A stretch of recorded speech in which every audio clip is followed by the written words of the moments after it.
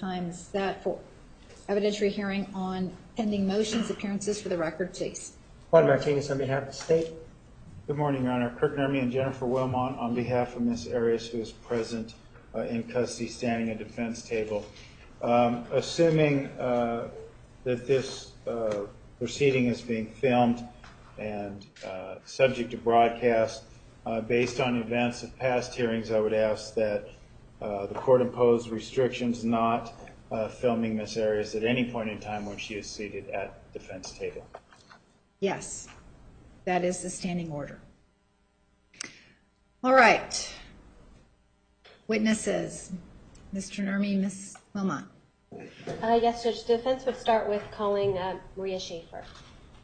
All right, Ms. Schaefer, please come forward. And Judge, and before Ms. Schaefer can testify, I believe she's going to need an order from the court since she's previous counsel, ordering her to testify, waiving confidentiality, not privilege. All right. And that's at the request of the defendant, correct? Yes, Judge. All right. So order. Would you come right up here to be sworn?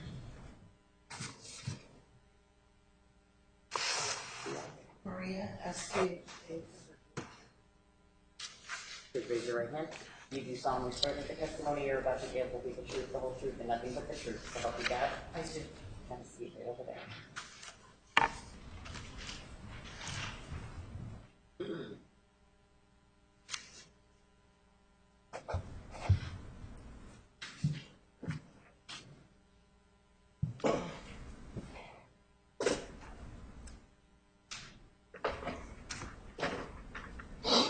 You may proceed. Thank you. Good morning. Can you tell us your name, please? Maria Schaefer. And Ms. Schaefer, what is it that you do for a living? I am a criminal defense attorney. I am a deputy legal defender with the Maricopa County Office of the Legal Defender. And how long have you been doing criminal defense work? Been doing criminal defense work since the beginning of my career in 1992. And in that time, or during this time, do you specialize in any particular area? In the last dozen of years, I have primarily been handling first-degree murder and capital cases. And as a part of handling criminal matters, is there something that you typically do when you get a case as far as investigating it? Yes, when assigned to any type of case, but in particular the larger cases like capital cases and murder cases, we have certain duties to our clients and certain procedures that we follow. Okay, and what are some of those duties that you do routinely? Routinely, we visit with our clients at the jail.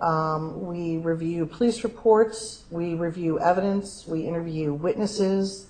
That's kind of a general overview of the routine. All right, and when you review evidence, do you ever go to the police department to review evidence? That is generally how defense teams review the evidence that's seized by law enforcement. And you said defense teams. What do you mean by teams? Well, in a capital case, the American Bar Association has guidelines that have been adopted here in Arizona that require that a team be assembled. And the team usually includes or has to include 2 attorneys, mitigation person, paralegal, investigators. So there's a team of people working on a capital case. All right, and back in 2008, did you, at some point in time, did you represent Ms. Jodi Arias? Myself and Mr. Parzik were assigned to represent Ms. Arias around the middle of August of 2008. Okay, and you said Mr. Parzik. Who is that? He was my co-counsel in this case. All right, so that's part of the team? Yes, he was one of the individuals on the team. All right, and at some point your representation of Ms. Arias ended, is that right? Our representation of Ms. Arias ended almost a year later, around the middle of August of 2009. Okay. At some point when you had Ms. Arias' case, were you going through your typical routine of investigating? Yes, we were investigating the case. We were provided police reports. We were beginning to do our interviews of police officers that had worked on the case at the Mesa Police Department, and we also had begun to review the evidence, which was voluminous in this case, the evidence that had been seized by the Mesa Police Department. All right, and do you remember or recall going to the Mesa Police Department on June 19th, 2008? Actually, I believe it was 2009. Oh, I'm sorry, you're right, June 18th, 2009. Yeah, I believe it was June 19th of 2009 that Mr. Parzik and I and my investigator went to the Mesa Police Department with the purpose of viewing evidence that was seized by the police for the Arias case. All right, when you say with the purpose of viewing evidence, what is it that you do when you're viewing evidence? Are you going through everything? Are you handling everything? It depends on the type of evidence. It just depends on the type of evidence. I bring an investigator along. That's pretty much a habit and routine that I have in order to photograph or measure or document certain types of evidence that we may be looking at. Evidence can be everything from a weapon or a journal or photographs or computer evidence, or it just depends on the case. Okay.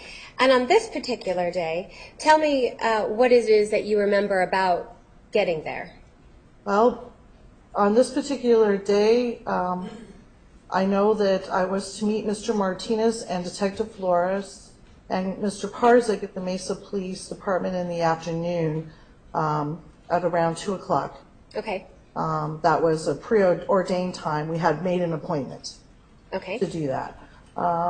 I left my office downtown a little bit early, and I remember this because I have a family member that works in downtown Mesa, just blocks from the Mesa Police Department, and I was going to go see her first for lunch kind of thing, and then go and look at the evidence.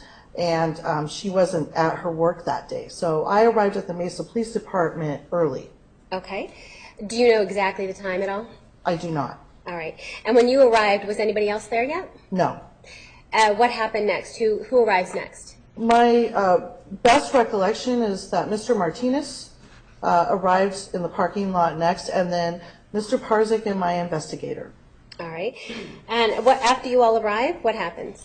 The best of my recollection is that Mr. Parzik, my investigator, and myself waited in the lobby of the Mesa Police Department, and then were summoned back after, I guess, some of the evidence was brought into a room that we stayed in that entire afternoon to view. Did Mr. Martinez leave you in the lobby? That's the best of my recollection, yes. Oh, okay. And after, did you sign in to go in to the back? Yes, we had to show our ID that we were county employees, Maricopa County employees, and we had to sign in to the police department. All right. That's standard procedure. Okay, and did you do that? Yes. And after you did that, where is it that you go? There was kind of like a conference room that we went into. Mr. Martinez, Detective Flores, myself, Mr. Parzik, and my investigator all went into that room. All right. And what's in that room? Is there any evidence in that room? Well, the evidence was brought into that room by Detective Flores. Okay. What evidence do you recall being brought in? Initially, I recall looking at what I would call documentary evidence, that is journals, writings, items that had been seized from Miss Arias's grandparents' house in Wairika.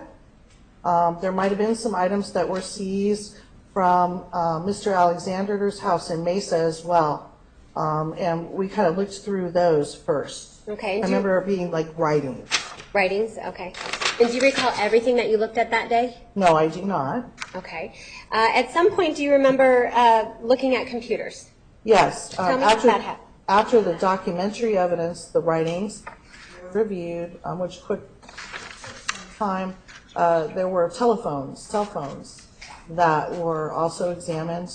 Wait, and let me stop you there. When you say examined, what is it that you did? I believe that they were plugged in and fired up, and we looked at them. And did you plug them in and fire them up? No, I did not. Who did that? I believe the Detective Flores did that. Okay. And was Mr. Martinez there also? Was present. Okay.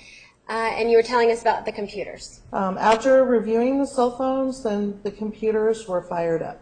Okay. When you say fired up, were they turned on? Initially, I believe there were no cords for the computers, and Detective Flores went and got cords, plugged the cords into the computers, plugged the cords into the electricity, and turned on the computers. Okay. Was it Detective Flores that turned on the computers, to the best of your recollection? Yes. And at the time that those computers were turned on, where was Mr. Martinez? He was present in the room. And was the rest of your team also present in the room? Mr. Parzik, myself, and my investigator were present in the room as well. All right. And do you remember a particular computer belonging to Mr. Alexander, a compact Presario? I do. What do you remember about that computer? I remember that it was turned on. Is that one of the computers that was turned on by Detective Flores? Yes. Okay. It was turned on, and then what happened? I remember that Mr. Martinez was looking through the files on the computer. All right. And how is it that you know that Mr. Martinez was looking through the files on the computer? Because there were two computers turned on that day, if I recall correctly. One allegedly belonged to Ms. Arias, and one that you're discussing now that allegedly belonged to Mr. Alexander. I remember looking over Mr. Martinez's shoulder as he perused the files on the computer that purportedly belonged to Mr. Alexander. When you say that Mr. Martinez perused the files on Mr. Alexander's computer, what is it that he was doing? What is it that you saw? He was looking for photographs. Okay. So was he touching the keyboard? Yes. And did you see the screen, things moving on the screen as he was touching the keyboard? I did. Was anything before this computer was turned on, was anything plugged into it prior? Other than the electricals? Other than the electrical cord? No. At any time, did Detective Flores ever plug anything into it besides the electrical cord? No, not that I saw. Are you familiar with what a write blocker is? I am. Okay. At any time, did you ever see Detective Flores plug in a write blocker to the compact Presario before turning it on? No. After it was turned on, you say that Mr. Martinez was looking for photos. Do you know why it is that, how do you know he was looking for photos, I guess? Because I recall him discussing that, and I recall him making a statement that he had never seen so many photos of, I guess now we call them selfies. Mr. Alexander had a lot of photos of himself on his computer. Ms. Arias had a lot of photos of herself on her computer. All right. Was there anything else in particular that you're aware of that Mr. Martinez was looking for? I recall that he was looking for pornography. And why is it that you think he was looking for pornography? Because I recall him mentioning that. Do you remember specifically or no? I just remember him mentioning that he was looking for pornography. And at this point in time, did you all already have the nude photos that were taken on June 4th, 2008?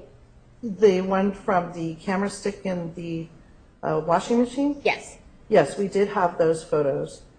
Okay, so at the time that Mr. Martinez is looking at Mr. Alexander's computer, the defense and the prosecution was already aware that nude photos had been taken at some point in June of 2008. Yes. At any time, did you ever touch Mr. Alexander's computer? Not that I recall. At any time, did you ever turn off Mr. Alexander's computer? No.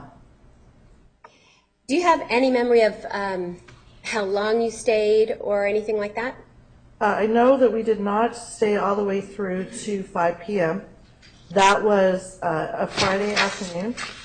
I know that my investigator left early before Mr. Parzik or myself because we were looking at the computer things, and he, my investigator at the time, resided way far in the West Valley, and he wanted to leave so that he could get home in a timely manner. Okay, so you know that your investigator left first. Yes. Okay. And then Mr. Parzik and I left together because I recall having a conversation with him out in the parking lot. Okay. And do you know if Mr. Parzik had anything or any place to go to that particular evening?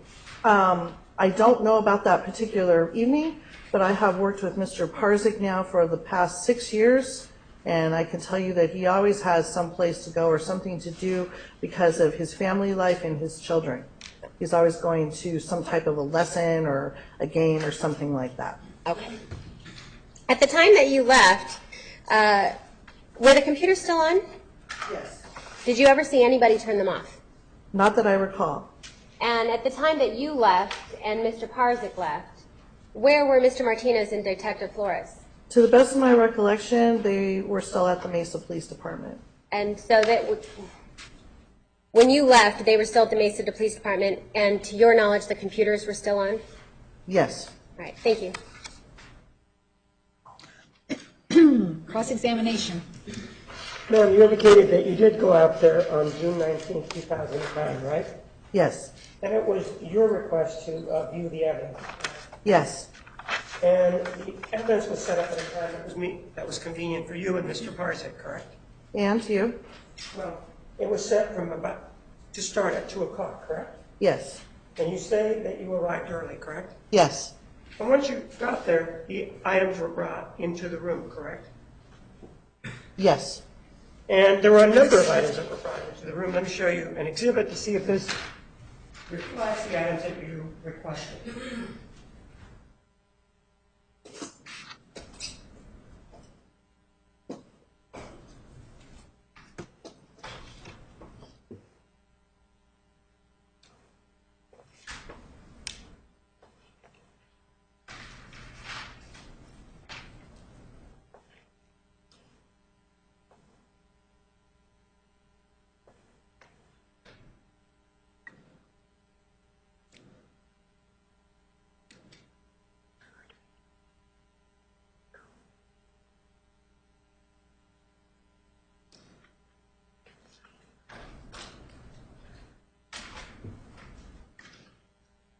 Take a look at exhibit number 4 and see if that is a true and accurate listing of the document, of the items you requested.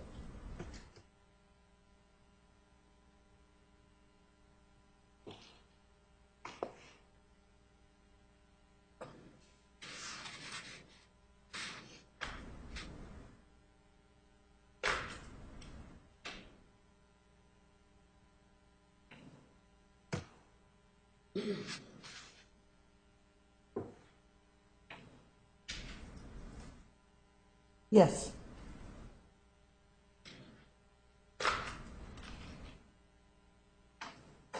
Move for the admission of exhibit 4. For purposes of this hearing only.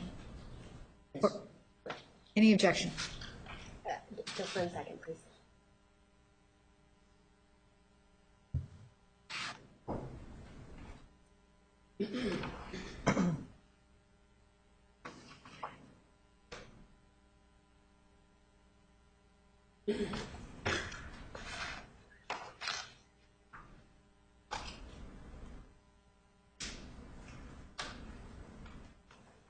No objection.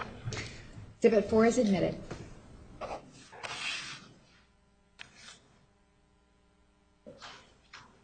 Ma'am, after you were led into the room, that's when the computers were, all of the items were brought in, correct?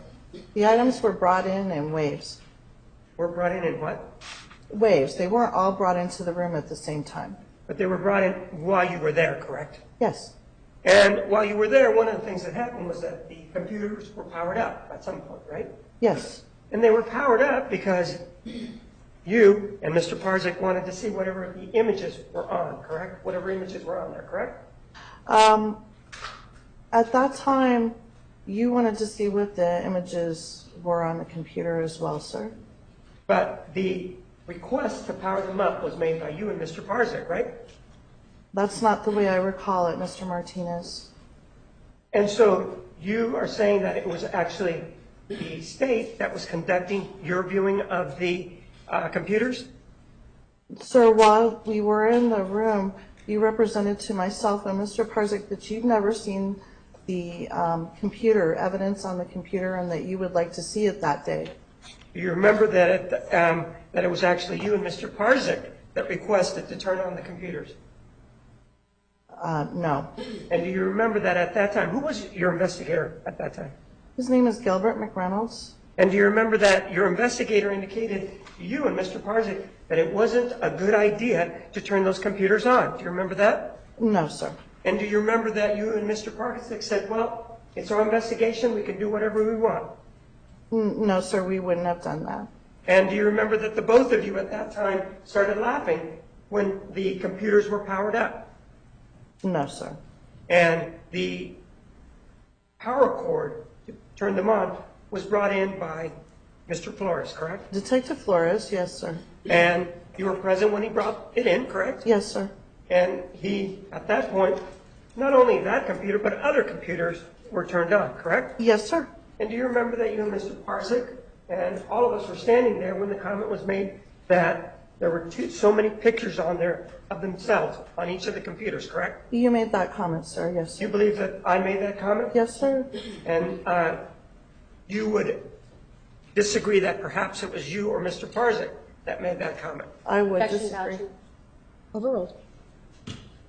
And during that time, while this looking into the computer was done, you were present at all times, right? So were you. I'm asking if you were present. Yes, sir. And Mr. Parzik was present, right? Yes.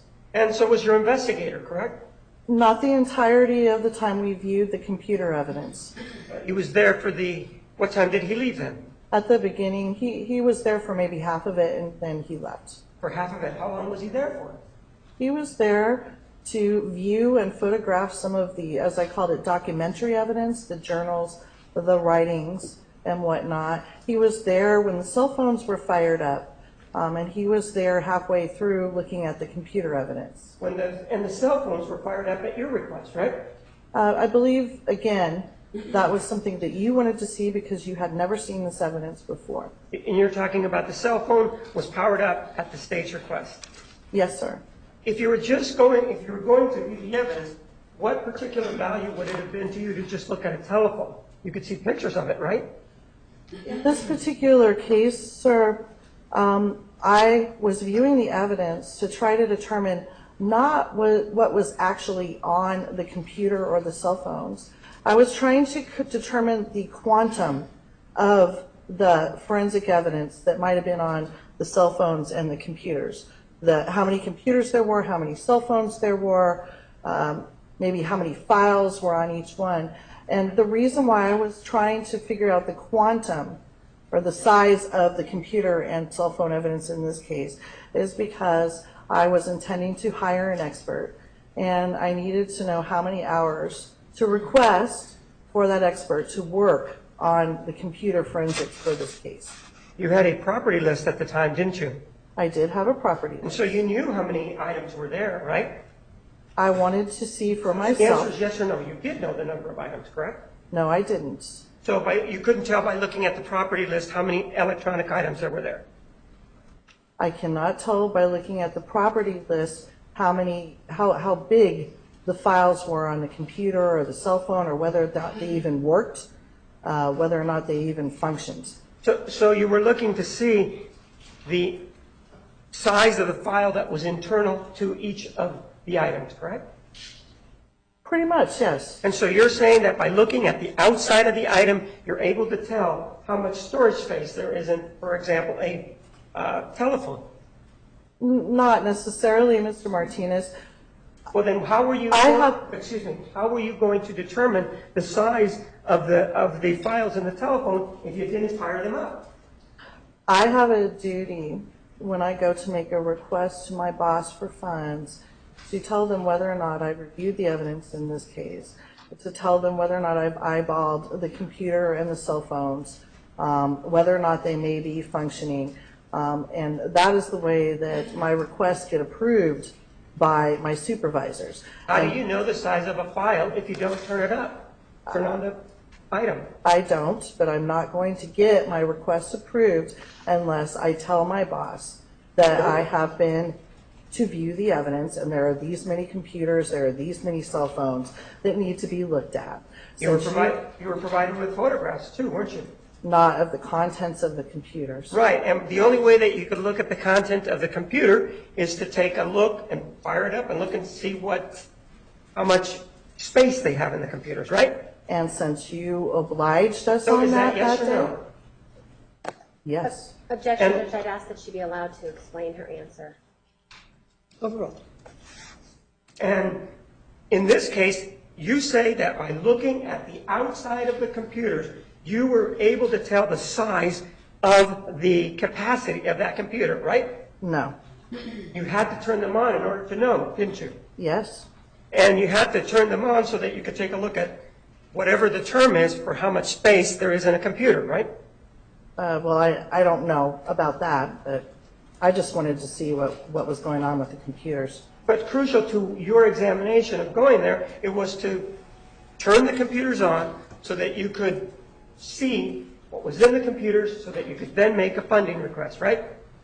Frankly, Mr. Martinez, I didn't know whether or not you and Detective Flores were going to allow the computers to be turned on that day. But that was not my question. You wanted to see, as you just indicated to us, what the space was in the computers, and the only way to do that is to turn it on, right? If we were allowed to do so, yes. But are you saying that you let the state interfere with your ability to conduct an investigation? No, sir.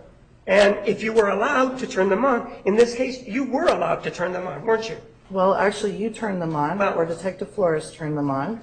So you don't know who turned them on. You don't know if it was Mr. Martinez or Detective Flores, right?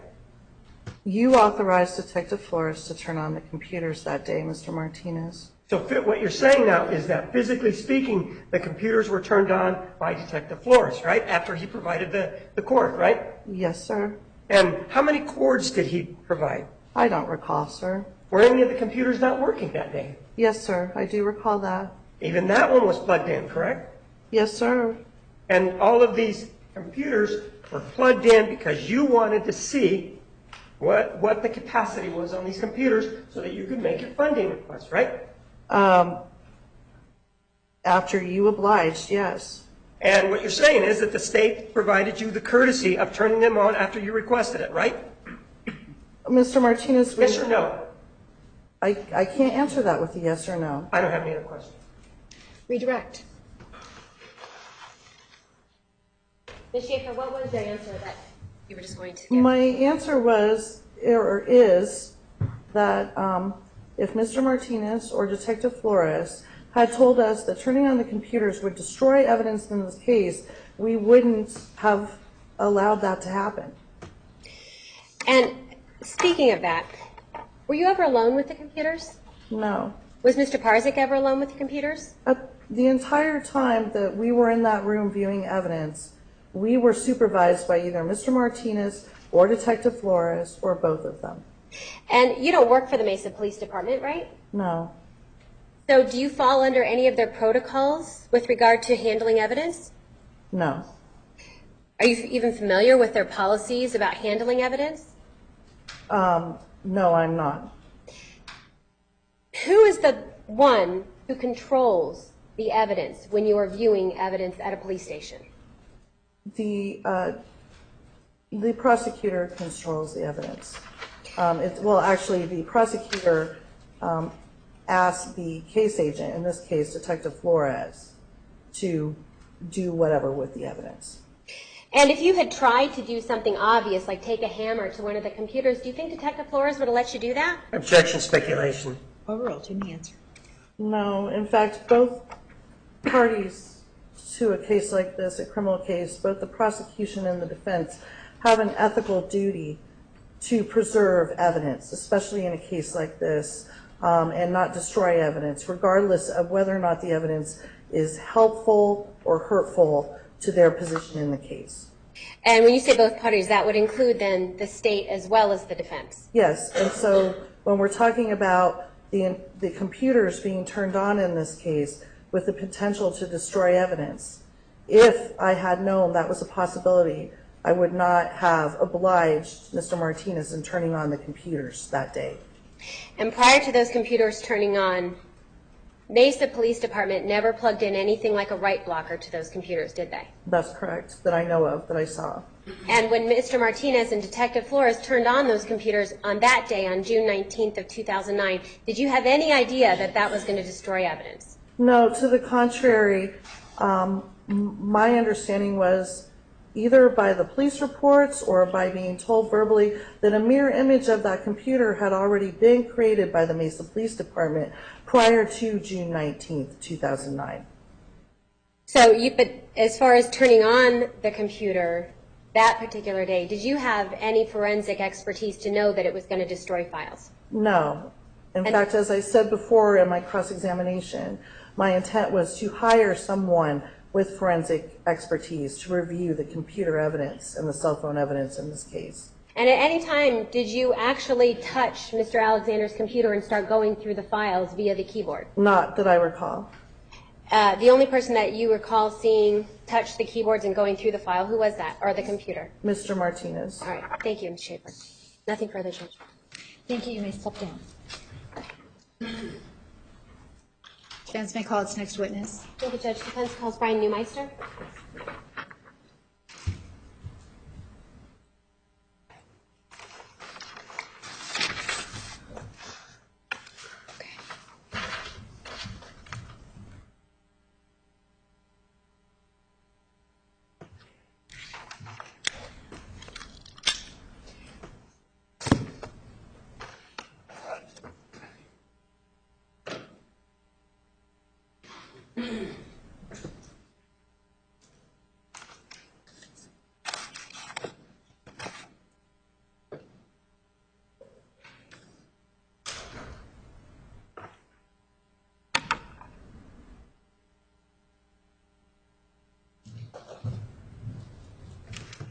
Randy, does it need to be here?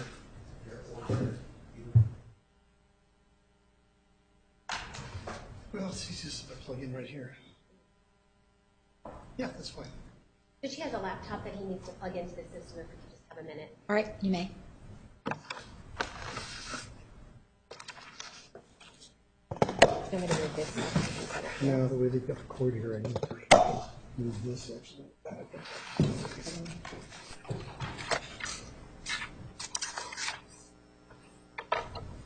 Okay, I don't know what I did with it. I don't know This way. Is that what I did. No. Okay.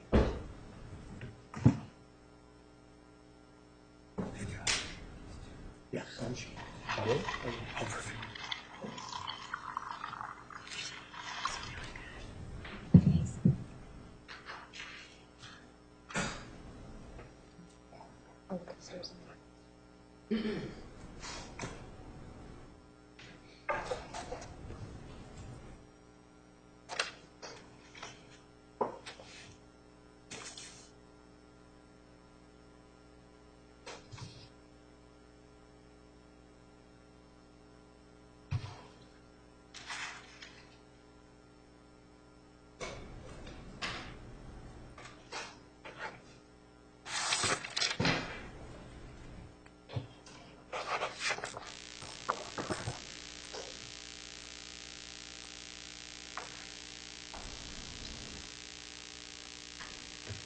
Sure.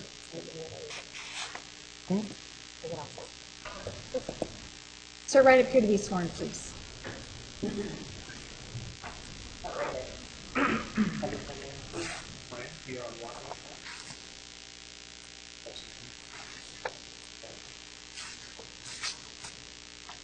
Please raise your right hand.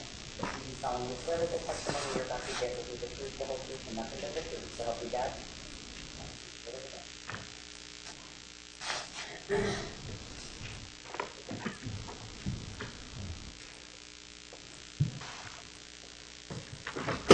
You proceed. Thank you. Good morning. Can you tell us your name, please? Brian Neumeister, B-R-Y-A-N, Neumeister, N-E-U-M-E-I-S-T-E-R, And Mr. Neumeister, what is it that you do for a living? audio and video forensics. Forensics. What does that mean? I work with audio, video, computers, cell phones, cameras, primarily extracting data, clarifying and cleaning it for court use. Okay. And I'm going to ask you to speak up a little bit. Okay. Ken. Were you retained in this case in State v. Arias? Yes. And what is it that you were retained to do with regard to the hearing today? To review the computer of Mr. Alexander's computer drive. And what kind of background and experience do you have in order to be able to do something like that? Everything that I do requires custom-built computers. I build them myself. First programming I did on computers would have been in 1977. Since then, I've worked continuously building my own computers. I've worked as a beta tester on various pieces of software, constantly modifying my own computers. The computers I have right now are 7 foot by 4 foot by 3 foot servers, very large, because we do crunch a lot of numbers, and they have to be custom built to liquid cooled to handle the workload we put on them. And you're obviously a retained expert, right? We hired you. That's correct. Have you ever worked for the state before? Oh, yes. So do you work for both the prosecution and defense? Yes, I've got I think 4 cases with different prosecutors' offices right now. So tell me, right now you said that a lot of what you do is bringing deleted things back. I'm probably not wording that right. Most of the time when I'm working with a file, it could be something that was deleted from a cell phone, something that was deleted from a computer, something that was deleted from a camera card, any kind of deleted or corrupted file. Very often the most important data that we're looking for comes from a deleted source. Somebody tried to hide something or somebody tried to erase something. So either I do it or my company, USA Forensic, we have a few other really good experts on standby to work on cases. To try and bring those things back? Yeah, I usually do the recoveries myself, but sometimes for code writing and that sort of thing, we have outside experts that we use regularly. So you've told us a little bit about your experience and why that makes it so that you're able to do this kind of work. What is it that doesn't make an expert? Well, for us, anybody that we work with has to have at least 20 years of hands-on experience. Now, that doesn't mean going to a computer class, getting a computer degree, and using something simple like Encase software or something like that. That just doesn't cut it. What's it? You said using something simple like Encase software? It's a forensic software, like FTK is another one that very often local law enforcement agencies use. It's a good beginning point. These things are made kind of like, the best way to describe it is a optical test. If you don't know how to actually go through the registry and understand the files, these are kind of a one-stop push-button piece of software. You're talking about like things like Encase? Encase, for example. It's a good piece of software. You can just basically click on a computer and say, find me stuff, basically. The problem with that is most of the time the people who use that don't actually know how to do an image recovery of raw data, which is a raw recovery of the deleted files. It's pretty limited too. If you're using a program, for example, like Oxygen, you can use it on its default modes, but you'll find it much better to use like a plist editor or SQLite. I know you may not have heard these terms, but it's a much more in-depth way of getting to data that's buried inside the files that the average run of the software won't get you. So what you and your team does, are you saying that you go into this more in-depth look at? Sure, we'll run FTK or Encase to start, FTK we prefer, but you can run I'll use Encase to image, something like that. But most of the time, if you're really looking for something, you're going to write your own code for it. What do you mean when you're looking for something, you're going to write your own code? If there's something that's deleted that you can't find using Encase or something like that, we'll hire somebody that is very good at writing a specific program to find it. Because Encase is kind of like a shotgun approach as opposed to a very precise approach. And I know there's people who will argue that, but again, most of the people who are true forensic experts in computers write their own code. Okay. I want to talk to you a little bit about what you did with this particular drive. Is it your understanding that this drive came from a laptop compact Presario? Yes. And this particular laptop, do you understand that it belonged to Mr. Alexander? Yes, that's what I was told. Okay. Now, before you get into your forensics examination, are there rules with regard to forensic examination? The first rule, as far as computers goes, and really anything in forensics, is change nothing. Okay. Change absolutely nothing, because if you were to modify a file on the computer, it'd be akin to spitting in the DNA. You're basically ruining evidence. You're automatically ruining evidence. Second rule would be always, you would never turn on a computer, for example, if you found a computer in a situation. You would always A remove. forensic person would never turn on the computer. Is that what you mean? Well, anybody who wanted to examine a computer would know you would never turn it on. Okay. You would, if you found a computer at a crime scene, you would basically not turn it on. You would remove the drive, and you'd use a write blocker to analyze the drive. Tell us what a write blocker is. There's different types. I use a couple of different ones from a company called Tableau. What it does, it makes it so you can read what's on the drive, but you can't modify anything that's on the drive. It's a hardware box. It's maybe 5 inches by 3 inches. It's got its own power supply for powering the drive, and you remove the drive from the computer, and you use that. So when a write blocker is hooked up to a piece of evidence, does that help ensure that the evidence doesn't get tampered with? Yes, you'd never look at a drive without a write blocker. You'd never power it up. Okay.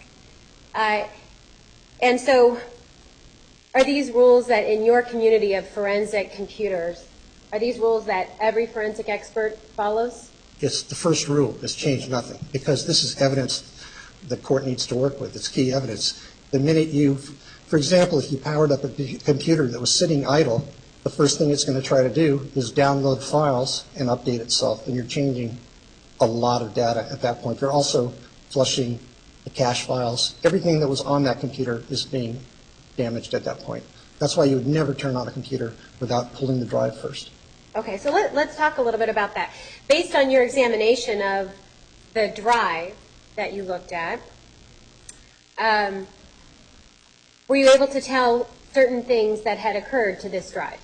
It was turned on and shut down twice without a write blocker. Okay. And about 50 megabytes worth of programs, which were installer programs, were downloaded and then installed.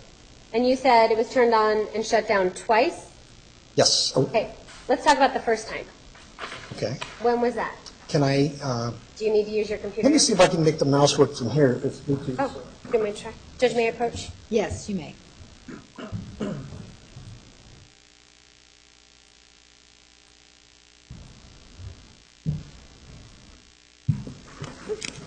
Okay, we should be fine. And actually, Mr. Neumeister, before we begin with that, the information that's contained on your computer here today, did you provide a copy of this information via disk? Yes. Everything we'll be using, there's 3 copies. I'm sorry? Yes, everything we'll be using, there's 3 copies. Okay, 3 copies. Correct. All right, and this disk has been marked as exhibit number 1. Judge, may I approach? You may.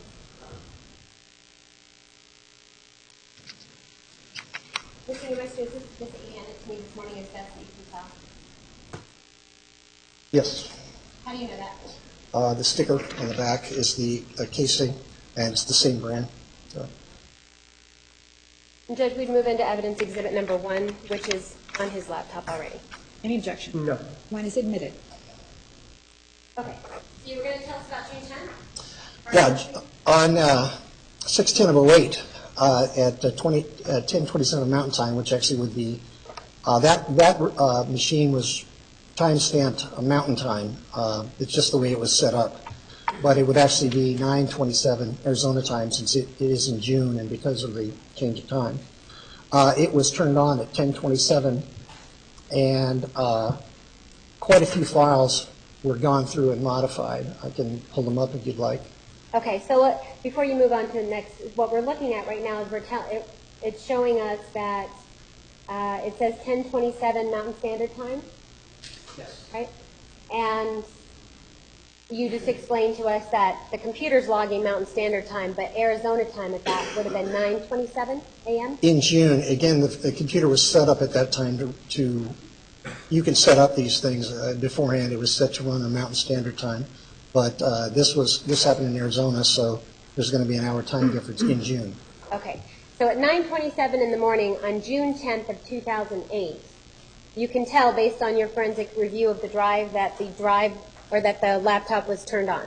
It actually was taken out of what's called sleep mode. Okay, tell me what that means. Okay, you can, depends on if you enable it or disable it, but on Windows XP, which is the operating system on this, you can shut down, just close your screen, and the computer, to simplify things, goes to sleep. And then when you open it up, it starts up again. Okay, and can you tell prior to June 10th, 2008 at 9:27 a.m., was the computer in sleep mode? The computer was in sleep mode, correct. Okay, so at 9:27, your forensic examination is telling us that somebody woke it up. That's correct. Okay, and what happens when the computer, how does somebody wake up a computer from sleep mode? Well, basically, if it's a laptop, you would just open the top for the most part. Sometimes you have to hit the enter key. But yeah, you can set it up different ways, but for the most part, you just open the top. Okay, so it would require some kind of movement of the computer, is that what you mean? Yes, Either by key or by opening it? yes, Okay, and so based on your forensic examination, you're telling us that there was some type of physical movement, someone touching the computer at 9:27 a.m. on June 10th, 2008. that's correct. All right, and so when somebody does that, what happens? On XP, on this machine, since it had an internet connection that was available to it, the first thing it did was it pinged, actually the very first thing it did was ping Southwest Airlines. It had it. What does ping Southwest Airlines mean? There are programs installed that check for, you might download an application that says, if you're looking for cheap Southwest airline seats, would you please notify me?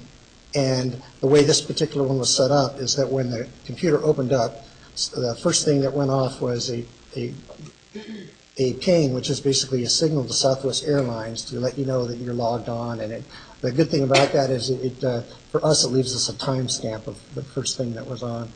So in a forensic examination, you're saying because of this ping, you get a timestamp of when the computer's turned on? Yeah, actually, that particular app gets quite a little bit of information from the computer. And is that just secondary, is that just, I guess, confirmation of the computer being turned on? Do you already know that it was turned on at 9:27 from other timestamps or other ways? Oh, yeah, the login sound, in other words, when you turn on the ding, whatever it's set to do, came on at 10:27. Also, right when that happens, if the computer's been shut down for a few days, it's going to start looking for Windows updates because this is a Windows machine. Okay. And it found updates and started downloading quite a few Windows updates. Okay. At the same time, it also downloaded a new version of iTunes. The problem with that is these are installer files. They're not just regular files. These are files that are going to install a program. Why is that a problem? Because, first of all, you're downloading, in this case, over 50 megabytes of data that is recording over drive space. In other words, it has to go somewhere, so it's recording over drive space that is able to, that has been either deleted or that's open. So it's recording over data that could have been recovered. So recording over, so in other words, there was data that existed prior to these updates being downloaded, and these updates then covered that data? It's possible. Again, what it does, it looks for free space. And if you delete files, you're going to create free space. So, or it can just overwrite files that are available. Sometimes there's different ways of deleting. When most people delete a file from their trash, they don't realize they're not actually deleting it. They're just making it something that you can't find basically by searching on your desktop, to keep it simple. It's still there. Unless you use something like a privacy eraser or a file shredder, it's fairly easy to recover those files. We'll talk about privacy eraser in just a little bit. With regard to these updates, so was there more than you said Office did an update? No, it was actually the Windows operating system itself downloaded a number of updates. Okay. And then it also downloaded a Internet Explorer, not Internet Explorer, but an iTunes update. Okay. And do you know how long the computer was on that morning? It was on from 9:27 till 10:13 Arizona time, AM. Okay, and during that time, it's connecting with the internet? And these updates are being downloaded? Yes.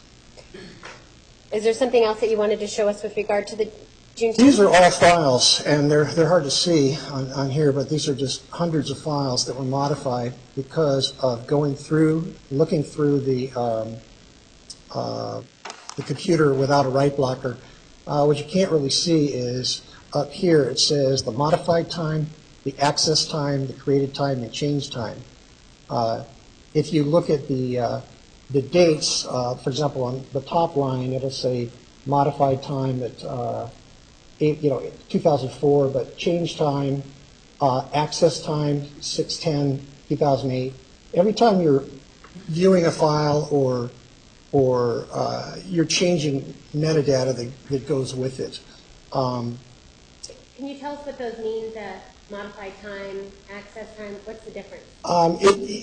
There's a time the file was created. There's a time that it may have been changed by the person or by another program, for example, like a Windows update. Now, there's different ways to look at it, because if you were to take some of these files and plug them into another drive, that would also change the times. And basically what I wanted to show is the different, that these files were modified on that date. And again, you've got pages of this stuff that are not untouched data at this point. So all of these pages that you were just flipping through for us, Yeah. these are all, each line is a file, Yes. is that correct? Yes, And some are actually folders. Yeah. Okay, and each line or each file or each folder was modified on June 10th. Yes. And do those modifications incur also, can you tell if they're modified and or deleted? I'd have to go through. Here's the, what we did is basically pull all the evidence. Now again, the state had the drive for 5 years, and we got it one day before literally the last pass we did was one day before this started. So we're still in the process of going through it. So Okay. I can give you any answers you want. I just don't have them all at this time. Okay, so you haven't had the time to go through each and every one of these files? No, we did print off hundreds of pages of files that we have to give off as evidence, but there's still an awful lot of data we can do depending on what questions or what needs to be searched. Okay, and at this point in time, all these pages that you were flipping through for us, can you tell us that all of these files have been modified at some point or tampered with from the June 10th, 2008? These files were all modified on that date, correct? Okay. Is there anything else with regard to June 10th? Yes. When they shut down the computer, they went through a regular Windows shutdown, and what that does, it dumps all the cache files. Now, cache is anything, and this is really important, anything that you were doing on the computer at the time is stored in your cache files. That's in your RAM, which is basically your random access memory. Okay, I'll just say in your RAM. What happens is when you shut down the computer, it is instructed by Windows to delete all these files. So all the valuable evidence that was in the RAM, all the cache files. Now, there also might be cache files, and I don't want to get really technical, but there may be also cache files on the hard drive, and that, I'm just going to leave it at that. But all that gets deleted when you shut it down. And why does it get deleted? That's part of XP's and the Windows operating. Otherwise, if you didn't delete your cache files, I mean, you'd end up with so much stuff on your drive. Basically, it's an automatic deletion of files that were just using. So if you were searching or doing something right then, and you shut down the computer, it's gone. It's lost for forensic purposes. All right. And these cache files, you said these cache files, when they're deleted like that, is there any way for you to tell us what was deleted? No, because they're in random access memory. They're not on the computer drive itself. Sometimes cache is, but that's a whole other story. These are files that are gone. And that's one reason you never power up or shut down a computer, because if the computer's on, for example, if you arrive on a crime scene, you want to do what's called a live acquisition. In other words, Tell us, as far as a forensic computer expert, yeah, anybody who's been trained forensically, whether it be by a police department or other ways, is it something that in your field is considered obvious not to turn off a computer without? Yes, obviously. Okay. Yeah. And you were going to tell us something about what happens when it turns off. Well, when it turns off, everything that is dumped is not recoverable because it was in RAM. So any key evidence that was in the memory that may be very important to the case is gone forever. And based on your forensic examination on June 10th of 2008, was this computer turned on and then turned off? Yes, it was turned on at 10:27, which is 9:27 Arizona time, and the cache file itself was dumped at 11:13, which is 10:13 Arizona time. And so obviously this was done in violation of any forensic protocols? Oh, yes, absolutely. All right, anything else with regard to June 10th? No, Okay. And Mr. Neumeister, I understand that your work on this case is centered on the computer forensics, but do you have any knowledge with regard to when the police entered the house? no. Okay. All right, so was there, after June 10th, so we know from June 10th now, there's files that were deleted and not recoverable, is that right? That's correct. Okay.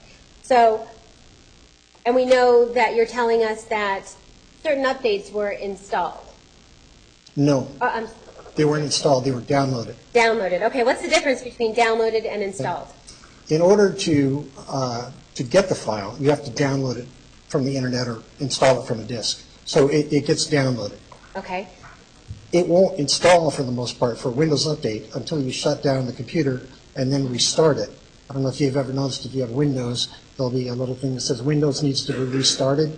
Right. So basically, you would download all this data and it wouldn't install if you shut it down. Okay, so on June 10th of 2008, all of this update information was downloaded That's correct. Okay. From Windows and also from iTunes. from iTunes. All right, is there another time then that the computer was turned on without a write blocker? Yes, it was turned on 6/19 Of what year? of 2009, I believe it is. Let me see here. Let me double check here.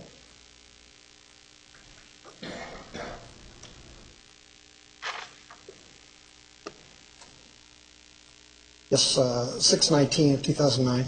Okay.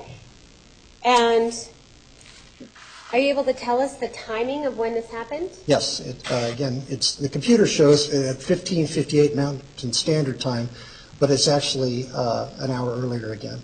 Okay, so help us through. So 15:58 Mountain Standard Time is 3:58 p.m. Mountain So we were Standard. talking about 2:58, So 2:58 Arizona time. correct. Okay. Now, at that point, all those things that were downloaded on the 10th of '08 started installing themselves. So from a year before, when all of these updates were downloaded, they're now getting installed. Yes, And would these things ever have installed if a write blocker was plugged in at the time? well, they wouldn't have downloaded either, no. Okay. Now, let me explain what happens, though, when this stuff installs. It overwrites, for example, if it's a Windows update, it overwrites certain settings, it changes DLL files, which are, What's that? if I start going into registry files, it'll get really, it basically modifies the system to work, for lack of a better term, better. Just because if we start getting into everything, it's going to get very complicated.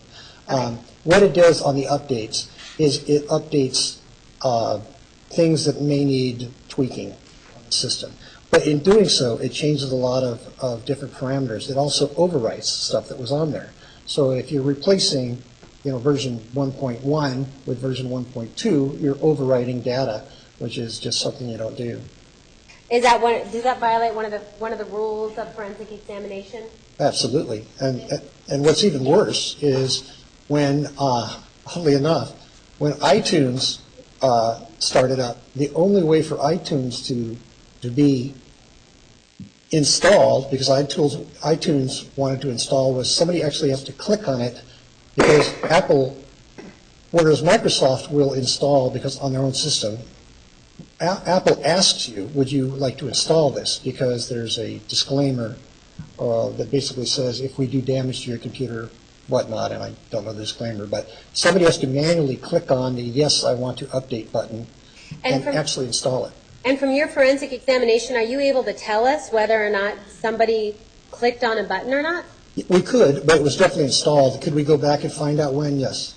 But it was definitely installed, and the way Macintosh software usually works is it asks for permission to install. It doesn't just automatically update. It'll say, for example, a new version of iTunes is available. Do you wish to install it? And you download it, and it gives you a privacy, a screen basically saying what it's going to do, and then you have to accept or decline it. So from your knowledge with regard to Apple products, when something is downloaded from Apple, it's going to ask it's not going to install itself? No. Okay. And It's going to ask if you would like to download it and install. All right. And you know, based on your forensic examination, was iTunes installed on June 19th? Yes. An update was. An update. Correct. And from your expertise in this field, is it your understanding the only way for it to have been installed, the update be installed, is for someone to actually say yes and allow it to be installed? Yes, and I would like to double check that because it is 2008, but I've never seen an Apple product update that didn't require somebody to actually okay it. Okay. So what I have up now are literally a couple thousand files that were modified or deleted that day. Okay, so you're showing us a bunch of small lines again. Yes, unfortunately. Tell us what it is that we're looking at.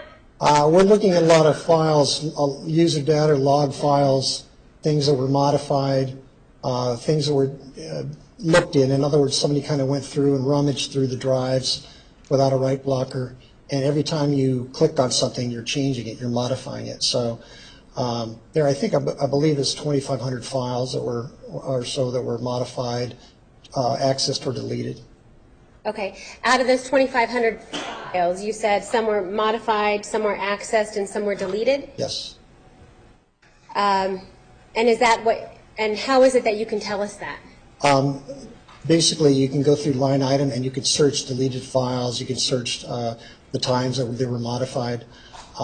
Also, oddly enough, when this computer was turned off, it wasn't turned off the normal way that you turn off Windows. Well, tell us what time. Can you tell us what time it was turned off? Yes. Computer was turned off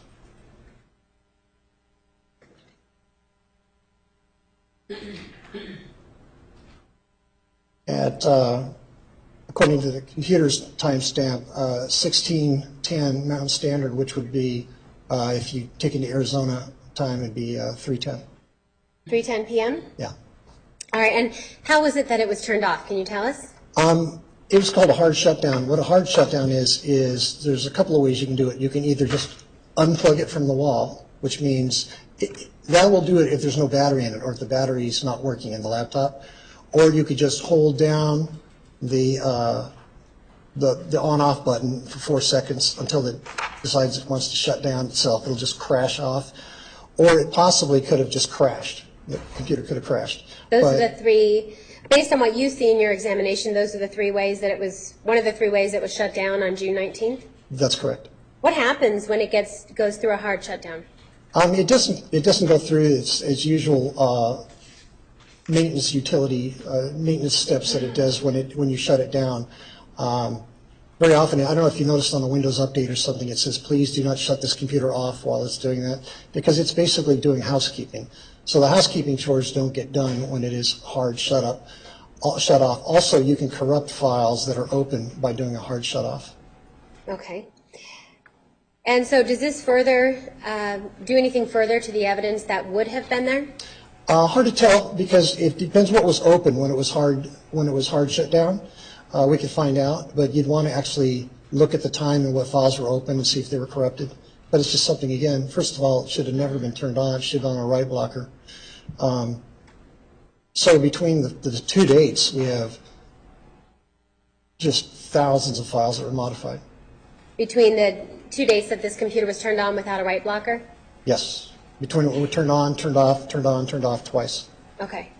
And help us understand, because I think computers seem a little bit different than when we're dealing with something we can touch, like fingerprints. Help us understand, when you tell us that the evidence is modified or in some cases deleted, what does that mean?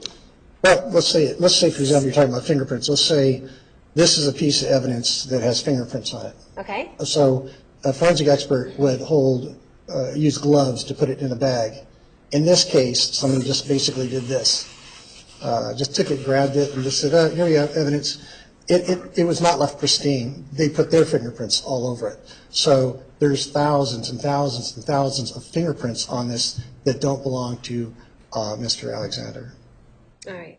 Is there anything else with regard to the June 19th date? We could get back to it, but we can move on. Okay. Now, part of your examination of this drive, what did you find with regard to antivirus, malware, things like that? Well, I actually cloned the drive. Myself and a partner cloned the drive 3 times because the first time we cloned it, from what I understood, there was testimony there was no viruses on it. And is that correct? Previous testimony from the state said that they did not find any viruses and they looked for them. It was just absolutely loaded with viruses. I mean, just absolutely. These are all lists of viruses. I've got 3 pages of just different types of Trojans, Zlob, SNIT fraud, just tons of viruses and malware, Trojans, downloaders. And some of them were on there more than 2 or 3 times. I tell you when they're on there more than 2 or 3 times. That the site that was visited to get the virus in the first place was visited a couple of times. And the stuff was just downloaded again and again and again. And right now, you're scrolling through all the different... Oh, yeah, there's just so many of them. All the different type of viruses that you found in malware? Yes. And you said that you cloned this drive 3 times? Yeah, the first Why time... is that? I didn't believe it because also there were so many porn links on it. There's so were many... actually wait, I'm sorry. What did you say? There's so many what? pornography links. Pornography hits. There were so many pornography links that weren't caused by viruses. There were some that were caused by viruses, a lot, but a lot that weren't. They were actually individually searched by entering it into keys. Okay. So, and again, the reason we cloned it so many times is that I thought that there was not supposed to be porn on the computer, and it was just loaded. And you thought that based on what you had heard with regard to testimony in the trial last year, is that right? Correct. So based on what your understanding was from the testimony last year in trial, you thought there would not be any history of porn, is that right? That's correct. And you thought there would not be any viruses on this computer? That's correct. And as it turns out, it sounds like there were tons of viruses? Yes. And malware, there's downloaders, there was a couple of information stealing type viruses. SNIT fraud and Zlob were really the two worst on there. SNIT fraud, you said? Yeah, SNIT fraud is an unusual virus in that it requires you, most antiviruses at that time wouldn't get it unless you went into what's called safe mode to remove that virus. If you tried to do it with just while the computer was on, it wouldn't. You could run whatever you wanted. It wouldn't do it. You have to go from the what's called safe mode in Windows. Okay. All right. So before we get to the different pornography sites, can you talk to us about privacy scrubbers and malware programs? Sure. An average person on a computer is going to have an antivirus. Probably maybe a firewall and maybe something else like a registry fixing tool. Okay, and that's something that most people have on their computers to protect from viruses? Yes, it's pretty silly to be on the internet without an antivirus and without a firewall. Okay, so in your experience, people who, like us at work, would typically have how many programs? 2, maybe 3. Antivirus and malware programs? You might have a malware or a spyware sweeper or a cleaner like CCleaner or something that cleans. And again, most people don't even know what that is. It's a tool used for cleaning up free space. Okay. So you might have 2 or 3. With regard to Mr. Alexander's computer, what did you find? There were 19 separate programs for guarding privacy, for erasing tracks, for debugging PCs, for cleaning the registry. And what you're showing us right now, is this the list of programs that Mr. Alexander had on his computer? It's not complete, but that's the list that I've come up with so far. There's actually more. I think there's a few more, but when I put this together, that was the list.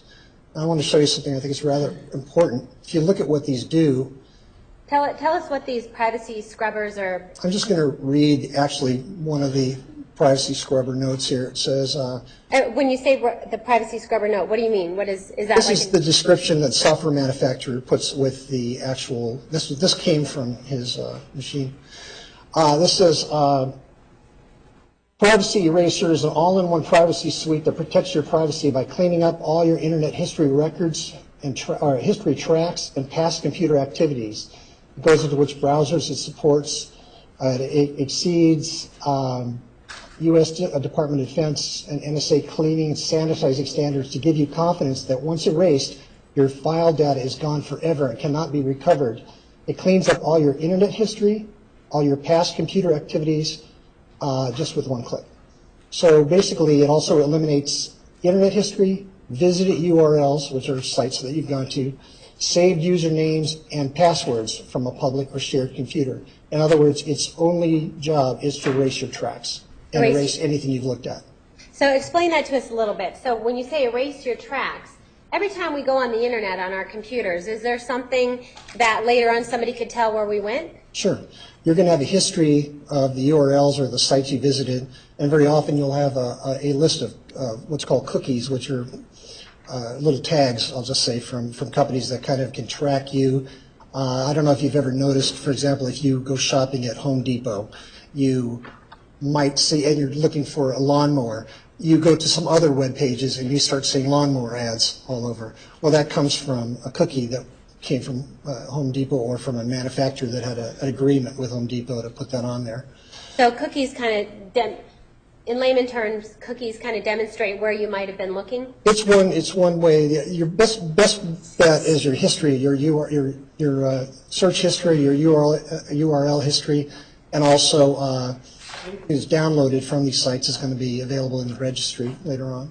Okay, and so when somebody has a privacy cleaner or a privacy scrubber or any one of these types of programs that clear the cookies or erase the internet history, what does that do as far as someone being able to tell where that person's been? It, in theory, erases all possible tracks as far as where you've been, what you've looked at, when you were there, the type of materials you're looking at. It basically, if you don't want somebody to see what you've been doing, you would use something like that. Okay. And so you started to tell us that at least so far in your examination, you have found 19 different anti-malware, antivirus, and these cleaners. Is that right? Yes, it varies from spyware scanners to antiviruses to Safe Navigate, Spy Guarder, System Defender, Advanced Cleaners, Privacy Cleaners. And despite having these 19 different programs, did you still find viruses on his computer? Just, it was loaded with I'll just pull up again a list. I mean, it's just loaded. It's just, I mean, just line after line of code. And again, the thing that's really amazing is some of these, for example,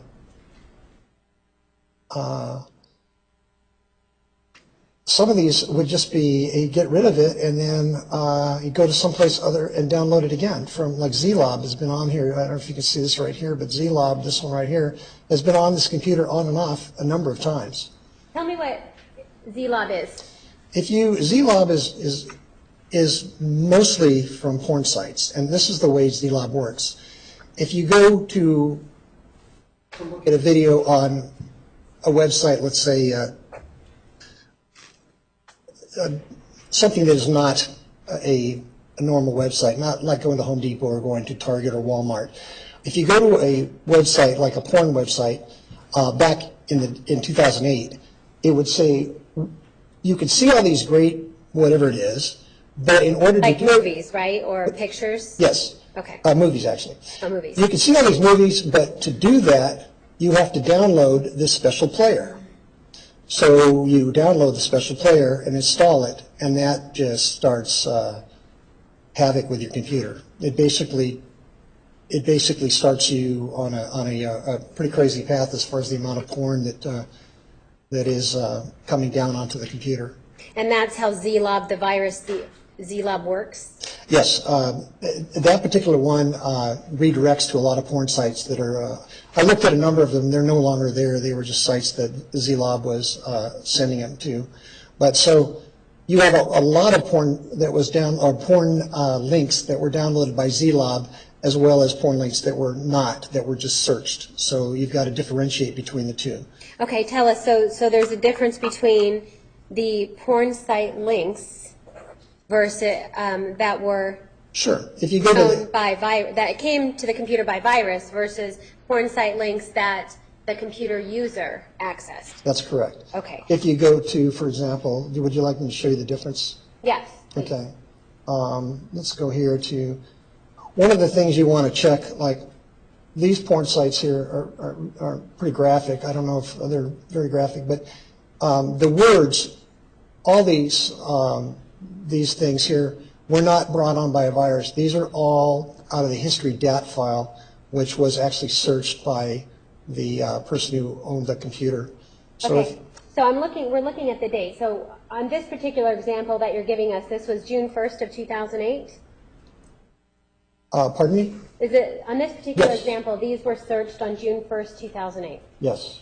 And can you tell us what the computer user would be searching? Well, you can look here and see some of the keywords. I'm not going to read them off, but Well, so keywords. Some of the keywords, and I just want to make sure we understand, is the keyword when you're talking about great body, great sex? yes, that'd be stuff you're looking for. Okay. These are some of these also might pop up as ads that that have come up, but these are actually files that are in the history. These are not files that were caused by a virus. Let's go to another one here. Again, these are all this YouPorn stuff was all the site was YouPorn, and these are different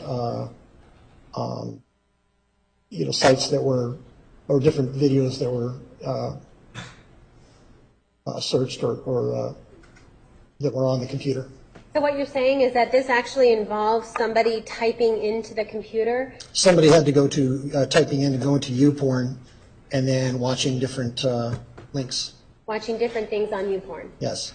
Now, let me go to something else to explain here, to go a little further here. I want to go through something to further show you something. Let's go through here. Although I'm sorry, but although we're looking at June 1st of 2008, were there other dates that occurred by the computer user looking versus a virus putting it on there? Sure. Here's one on 9/5 of 2007. It's called Adult Film Database. Okay, September 5th of 2007? Yes. Okay, and that's, at that point, the site that was accessed was Adult Film Database? That's correct. Okay. There's also escort sites that I can pull up. What do you mean escort sites? Just that, escort sites. Somebody looking for escorts? Yeah, let me pull one up. Let me see. Oh, sorry.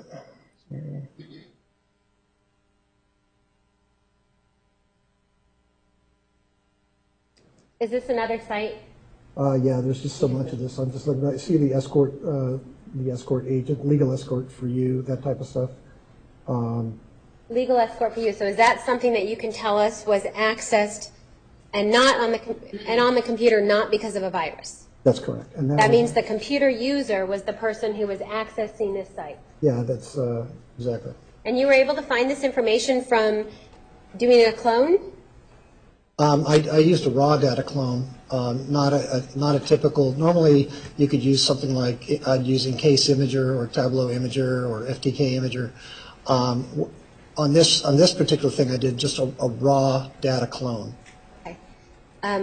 Let me ask the judge, did you want a break for lunch? Or? Yes, I do. Is this a good time? Yes. We'll break. All right, 1:30, we will reconvene. May step down, thank you. Council approach, please.